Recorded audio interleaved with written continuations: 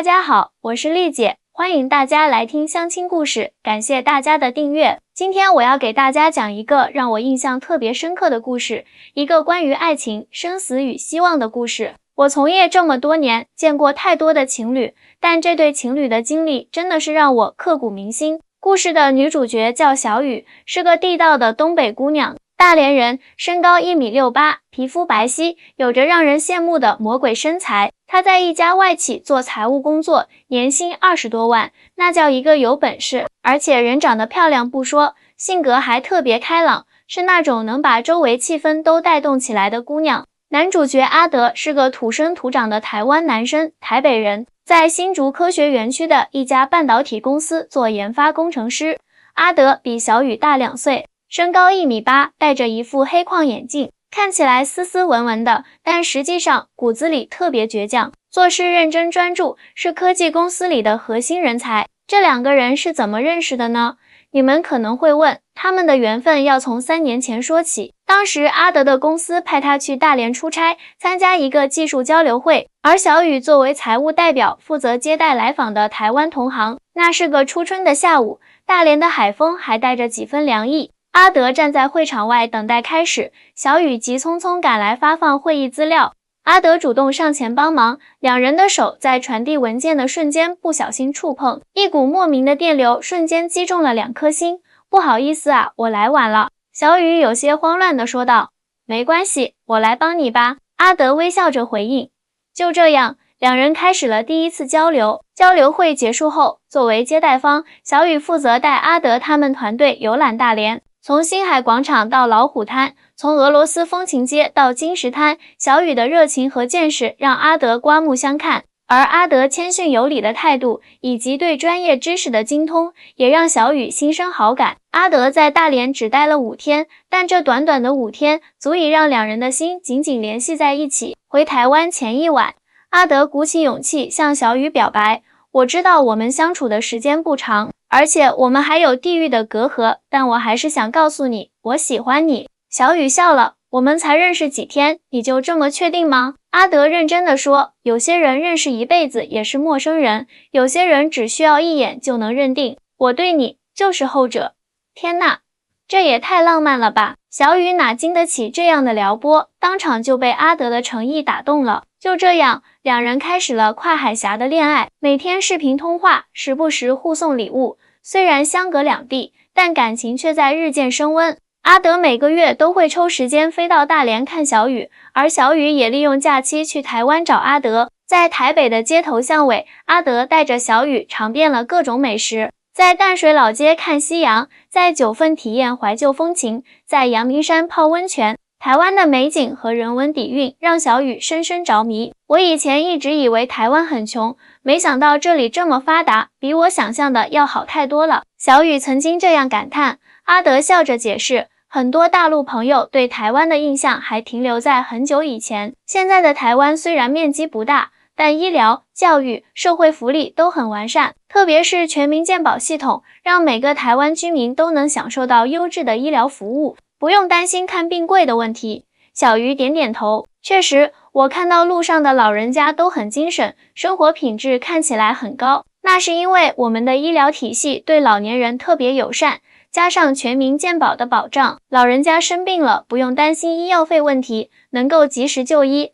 阿德自豪地说。就这样，两人的感情在相互了解、相互尊重中不断加深。2年的异地恋虽然辛苦，但也让他们更加珍惜在一起的每一刻。就在两人计划着如何长期在一起时，命运却开了个残酷的玩笑。那是一个再平常不过的周二下午，阿德正在公司开会，突然感到一阵剧烈的头痛，紧接着就失去了意识，当场晕倒。同事们吓坏了，立即拨打了急救电话。救护车在10分钟内就赶到了现场，这就是台湾医疗系统的高效之处。救护人员专业地进行了紧急处理，将阿德送往了新竹马偕医院。医院的急诊科医生立刻对阿德进行了全面检查。CT 扫描结果显示，阿德的大脑右侧动脉瘤破裂，导致了大面积脑出血。这是一种极其危险的情况，需要立即手术。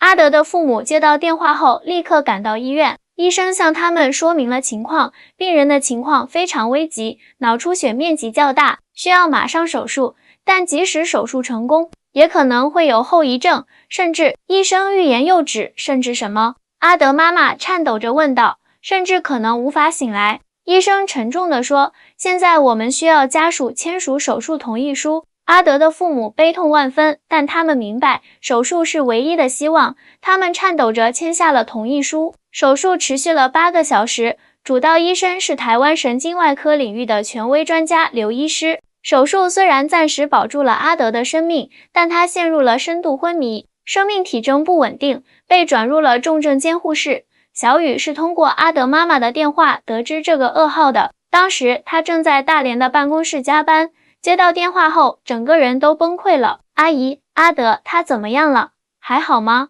小雨急切地问道。电话那头的阿德妈妈已经哭得说不出话来，只能断断续续地说，小雨啊，阿德他可能不行了，医生说，让家人做好心理准备。这个消息如同晴天霹雳，小雨感觉整个世界都崩塌了。他顾不上手头的工作，立刻向公司请了长假，订了最快的航班飞往台湾。小雨怀着忐忑不安的心情踏上了前往台湾的飞机，这是他第一次以如此沉重的心情去见自己的爱人。在飞机上，他一刻也无法安心，脑海中全是阿德的笑容和他们在一起的点点滴滴。老天爷啊，求求你，别带走他，别带走我的阿德！小雨在心中不断祈祷。到达桃园机场后，小雨直奔新竹马偕医院。当他看到躺在重症监护室里的阿德时，眼泪再也止不住了。昔日阳光开朗的阿德，如今却躺在冰冷的病床上，头部缠着厚厚的纱布，脸色苍白如纸，身上插满了各种管子。只有监护仪上跳动的心电图在无声地诉说着他还活着的事实。阿德，我来了，我是小雨啊，你能听到吗？小雨隔着玻璃，泪流满面地说道。但阿德没有任何反应，依旧静静地躺着，仿佛沉睡在自己的世界里。医院的设施和医护人员的专业素养给小雨留下了深刻印象。每个病房都配备了先进的医疗设备，护士们定时巡房，细心照料每一位病人。重症监护室里，医生和护士们轮流值班，24小时监控阿德的情况。阿德的主治医师刘医师向小雨和阿德家人详细说明了阿德的情况。病人目前的情况仍然很危急，虽然手术成功清除了血块，控制了出血，但大脑受到的损伤很严重，目前处于深度昏迷状态，生命体征不稳定。医生，他还有希望醒过来吗？小雨哽咽着问道。刘医师叹了口气，按照医学经验和现有的检查结果来看，希望很渺茫，但医学上也有很多无法解释的奇迹，所以我们会尽全力救治。听到这话，小雨的心如刀绞，他不敢相信自己和阿德的爱情故事会是这样的结局。阿德的母亲看出了小雨的痛苦，拉着他的手说，小雨啊，你从大陆赶来很辛苦，要不先去休息一下？小雨摇摇头，阿姨，我不累，我想陪着阿德。就这样，小雨开始了在医院的守候。白天，他坐在重症监护室外，透过玻璃注视着阿德。晚上，他偷偷溜进病房，握着阿德的手，轻声跟他说话，希望能唤醒他的意识。阿德，你知道吗？我来台湾看你了。你不是说要带我去垦丁看海吗？你不是说要带我爬玉山吗？你不能就这样躺着不理我啊！小雨一边哭一边说。小雨的倔强和坚持感动了医院的医护人员，他们特许他可以在非探视时间陪在阿德身边。医院的一位护士长告诉小雨，在台湾我们有全民健保，虽然重症监护很贵，但病人只需负担很小一部分，大部分费用都由健保给付，所以你不用担心医疗费的问题，专心陪伴他就好。小雨这才明白，为什么阿德的父母虽然忧心忡忡，但并没有表现出对医疗费的担忧。在大陆，一场这样的大病，恐怕会让普通家庭倾家荡产。没想到台湾的医疗体系这么完善，真的是让人羡慕。小雨由衷的感叹。这几天，小雨几乎寸步不离地守在阿德身边，他会轻轻擦拭阿德的脸，为他按摩手脚，甚至在没人的时候偷偷亲吻他的额头，希望能以此传递自己的爱和力量。在照顾阿德的日子里，小雨渐渐了解到，台湾的医疗不仅技术先进，而且非常人性化。医护人员会耐心回答家属的每一个问题，还会提供心理疏导服务，帮助家属度过这段艰难的时光。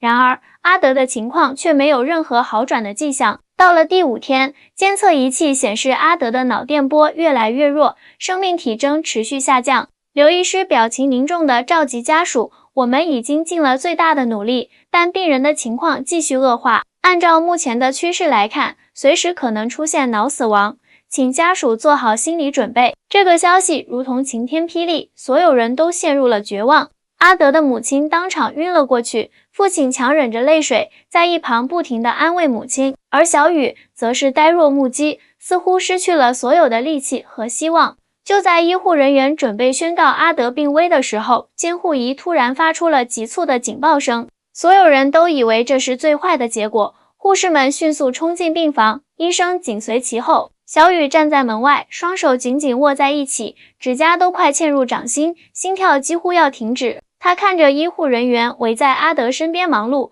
一种绝望感从脚底升起，包围了他的全身。完了，都完了。小雨喃喃自语，泪水模糊了视线。然而几分钟后，刘医师却带着难以置信的表情走了出来。奇怪了，病人的脑电波突然有了明显波动，生命体征也开始稳定了。这是什么意思？阿德父亲激动地问道。刘医师摇摇头，我也说不清楚。按照医学理论，他的情况本应该继续恶化才对，但现在看来，他的身体在做最后的抗争。这种情况很罕见，但并非没有可能。这个消息虽然依然不乐观，但至少给了所有人一丝希望。小雨瞬间感到一股力量涌入身体，他决定不放弃，一定要唤醒阿德。当天晚上，小雨偷偷溜进重症监护室，伏在阿德耳边轻声说，阿德，是不是感觉到我来了？你是不是舍不得我？我知道你能听见，你一定要坚持住啊！你还记得我们第一次见面时你说的话吗？你说有些人认识一辈子也是陌生人，有些人只需要一眼就能认定。我对你从来都没有一丝怀疑过。说着，他轻轻解开自己的衣扣，将阿德的手放在自己饱满的胸前，感受到了吗？这是我的心跳，为你而跳的心跳。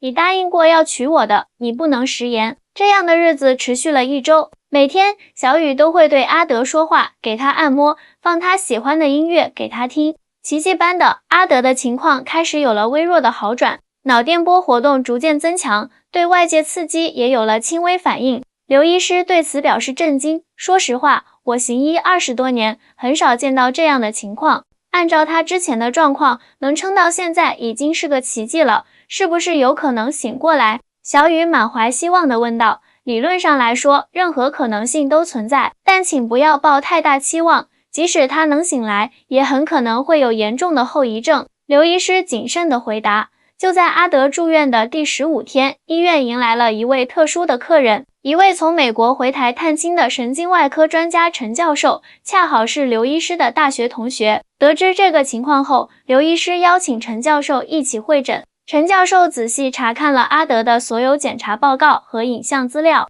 忽然提出了一个大胆的想法。我在美国曾经参与过一项实验性治疗方案，针对的就是类似情况的患者，虽然还在实验阶段，成功率不高，但如果家属愿意尝试，或许能给病人一线生机。阿德的父母和小雨立刻表示同意，只要有一丝希望，他们都不会放弃。陈教授解释道，这种治疗方案结合了低温治疗和特定的药物治疗，目的是减轻脑水肿，促进神经细胞修复，但风险也很大，可能会加速病情恶化，导致永久性脑损伤，甚至死亡。刘医师补充道，在台湾，我们的医疗系统对新技术和实验性治疗持开放态度，只要有充分的科学依据和家属同意，就可以尝试。而且，全民健保对很多实验性治疗也有一定比例的给付，减轻了患者的经济负担。经过慎重考虑，阿德的父母签署了治疗同意书。治疗当天，小雨紧张的几乎昏倒，他守在手术室外，不停地祈祷：上天啊，求求你保佑阿德平安无事，如果可以，让我代替他承受这一切痛苦吧。小雨在心中默默祈求。医院的志工师姐见状，拿来一杯热茶安慰他。治疗持续了4个小时，比预计的时间长了1倍。当阿德被推出手术室时，所有人都屏住了呼吸。陈教授的表情很复杂，手术很成功，但接下来的48小时是关键。如果他能撑过这48小时，醒来的可能性会大大增加。接下来的2天，小雨寸步不离地守在阿德身边，他寸步不离地守着阿德，指甲都咬秃了，饭也吃不下，只喝点水维持身体运转。阿德妈妈心疼地看着这个倔强的姑娘，强制她去休息，但每次小雨都坚持不超过2小时就回到阿德身边。她一定能挺过来的，一定能。小雨握着阿德的手，不断地重复着这句话，仿佛这是一句咒语，能够帮助阿德战胜死神。第47个小时，监护仪突然发出警报，小雨吓得魂飞魄散，立刻按下呼叫铃。医护人员迅速赶到，却惊讶地发现阿德的眼皮在颤动，他要醒了，他要醒了！护士兴奋地喊道。小雨激动得泪流满面，紧紧盯着阿德的脸。果然，在所有人的注视下，阿德缓缓睁开了眼睛。阿德，阿德，你终于醒了！小雨激动的声音都变了调。阿德似乎努力想要聚焦视线，但却显得很迷茫。当医生用手电筒照射他的瞳孔时，他有了明显的躲避反应，这是个好兆头。病人，你能听到我说话吗？如果能，请眨眨眼。刘医师清晰地说道。阿德眨了眨眼，太好了，你知道自己在哪里吗？阿德缓慢地摇了摇头，没关系，你在医院，你生病了，但现在已经没事了。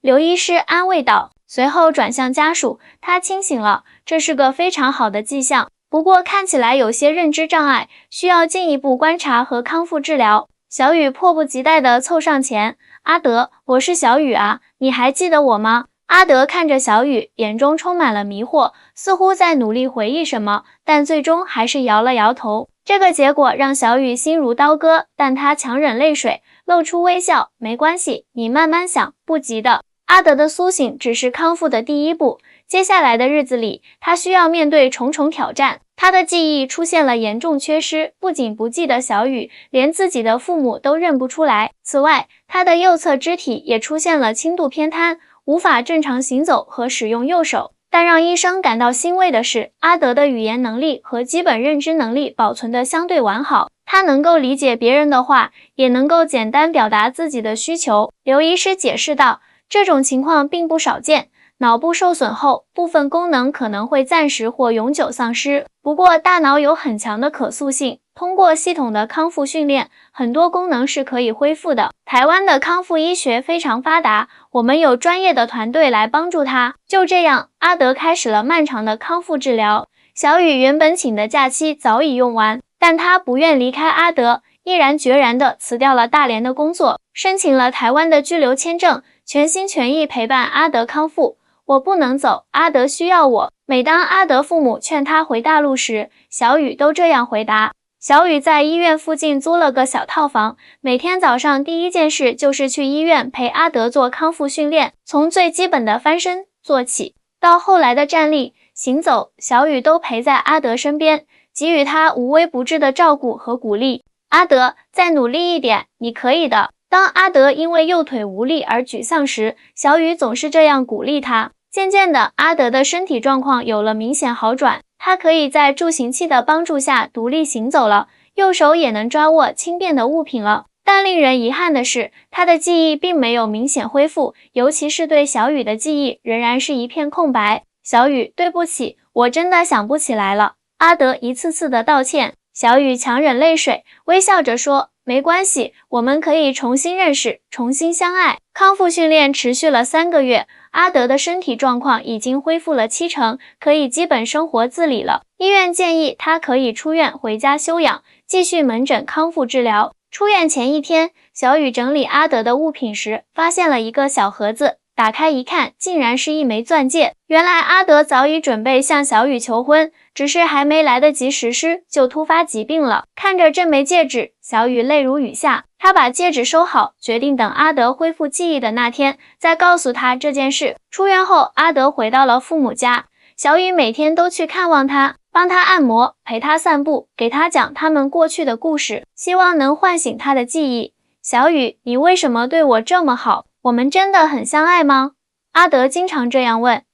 因为我爱你啊，傻瓜。小雨总是这样回答，然后讲述他们相识相恋的过程。阿德的父母看在眼里，疼在心里，他们对小雨的付出感激不尽，但也担心小雨为阿德牺牲太多。小雨啊，你还年轻，不应该把青春都耗在这里。阿德的记忆可能一辈子都恢复不了，你应该为自己考虑考虑。阿德妈妈劝道。小雨摇摇头，阿姨，我来不是为了别的，就是为了阿德，只要他还活着，我就有希望。他忘了我们的过去，我们可以创造新的回忆。时间一天天过去，阿德的身体恢复得越来越好，但记忆依然没有明显改善。小雨也开始感到疲惫和绝望，有几次他独自坐在出租屋里，望着窗外的夜空，忍不住痛哭起来。我是不是太傻了？明明他已经不记得我了，我为什么还要坚持？小雨问自己，但每当这种想法出现，他就会想起阿德昏迷时，他握着他的手的那种感觉，想起他们在一起的点点滴滴，那些甜蜜的回忆给了他继续坚持的力量。阿德出院半年后，小雨的台湾居留签证即将到期，他需要回大陆重新办理签证，但他担心一旦离开，可能就再也见不到阿德了。阿德，我要回大陆一趟，办完签证就回来。你要乖乖的按时吃药，按时做康复训练，好不好？小雨强忍泪水，微笑着对阿德说。阿德点点头，你放心吧，我会照顾好自己的。临走前一晚，小雨独自一人来到了他和阿德第一次在台北约会的地方——淡水老街。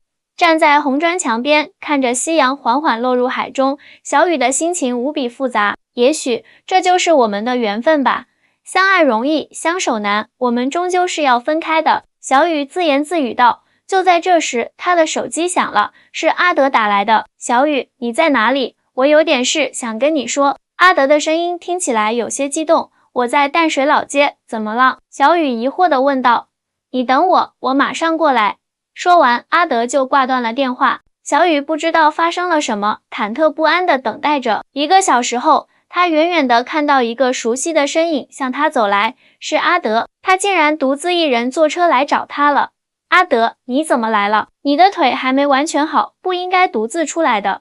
小雨又惊又喜。阿德走到小雨面前，深深地看着他。小雨，我想起来了。什么？小雨不敢相信自己的耳朵。我想起来了，我们第一次见面时，我帮你发放会议资料。我想起来了，我临走前向你表白时说的话。我想起来了，我们在这里看夕阳时，你靠在我肩上的感觉。阿德的眼中噙满泪水，小雨激动得说不出话来，泪水模糊了视线。医生说我的记忆可能永远回不来了，但我不相信。这几个月来，我一直在努力回忆关于你的一切。今天整理房间时，我发现了这个。阿德从口袋里掏出了那枚钻戒，我记起来了，这是我准备向你求婚用的。小雨捂着嘴，泪如雨下。小雨，虽然我的记忆还不完整，但我知道你是我此生最重要的人。谢谢你不离不弃，陪我度过最艰难的时刻。我不知道未来会怎样，但我想和你一起面对。小雨，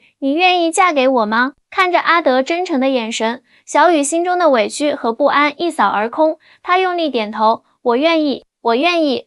阿德颤抖着将戒指戴在了小雨的手上，两人紧紧相拥。夕阳的余晖洒在他们身上，染成了一片金色。婚礼定在了2个月后，小雨回大陆办完签证，很快就回到了台湾，和阿德一起筹备婚礼。一切似乎都朝着好的方向发展。